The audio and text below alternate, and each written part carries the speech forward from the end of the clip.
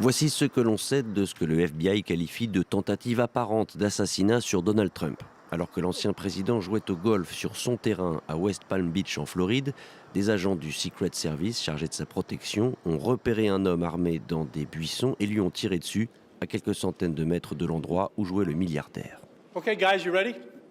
Ils procèdent de cette manière. Un agent se rend au trou suivant par rapport à celui où se trouve le président.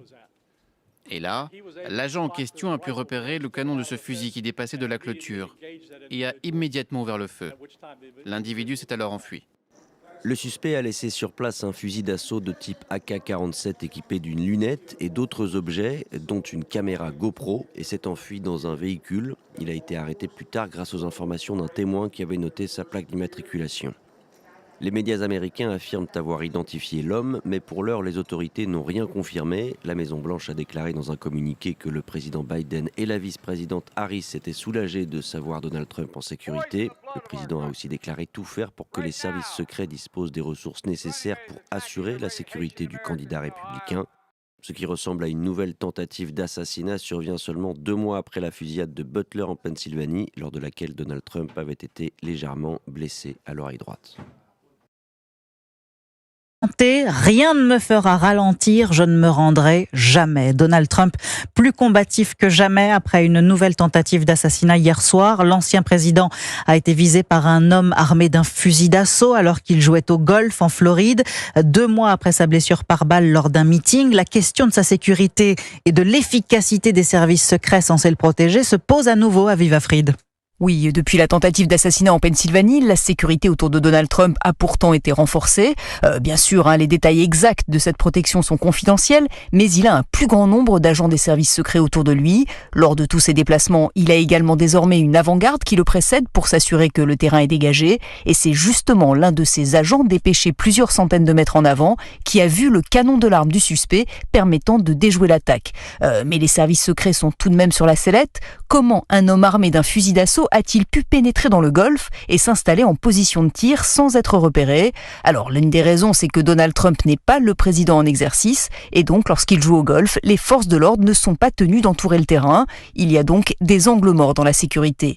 Il faudra aussi répondre à une question autrement plus délicate. Alors que l'emploi du temps de Donald Trump n'est pas public, comment le suspect savait-il exactement à quelle heure l'ancien président serait au golf? Aviva Fried, correspondante d'Europe 1 aux États-Unis, l'homme qui a visé Donald. Bonsoir à tous. Des coups de feu ont été tirés à proximité de Donald Trump alors qu'il jouait au golf à son terrain de West Palm Beach en Floride. Les responsables de sa campagne affirment que l'ex-président a rapidement été mis à l'abri et qu'il est en sécurité. Et à Zeb, le FBI dit enquêter sur une possible tentative d'assassinat. Oui, imaginez-vous, Claudine, la deuxième en moins de 2 mois, c'est quand même assez incroyable. Donc Donald Trump avait pris un répit de sa campagne électorale. Il jouait au golf à West Palm Beach. Il était apparemment entre le 5e et 6e trou et il est toujours devancé par les services secrets.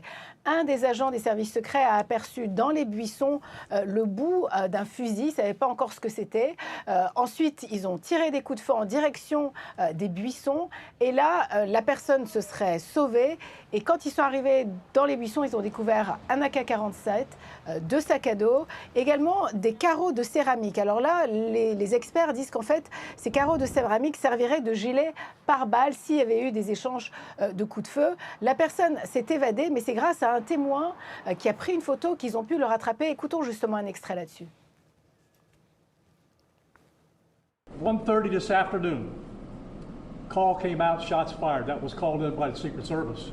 Fortunately, we were able to locate a witness that came to us and said, hey, I saw the guy running out of the bushes. He jumped into a black Nissan.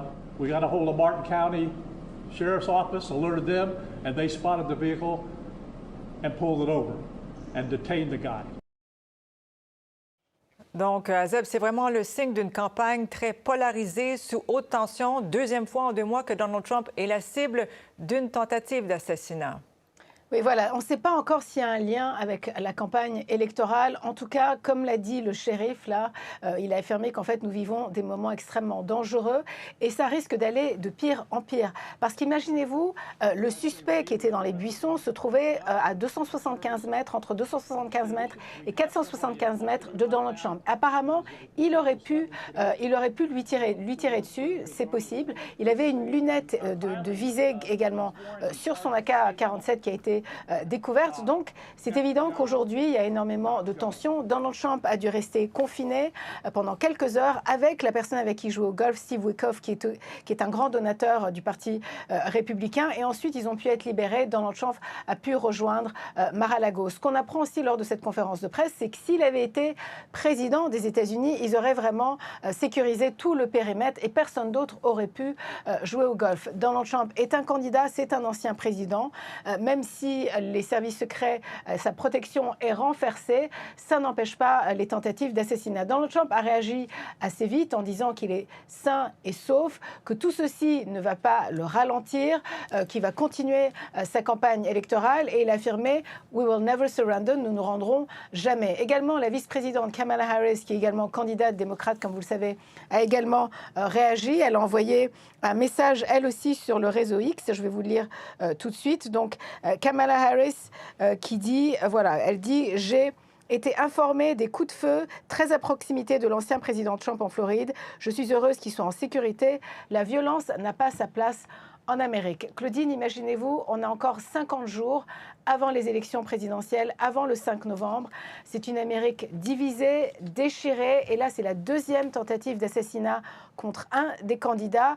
C'est évident que là, les services secrets sont sur le qui-vive. C'est très préoccupant. Merci beaucoup, Azeb. À Washington, on se reparle dès qu'on a de nouveaux développements. Merci.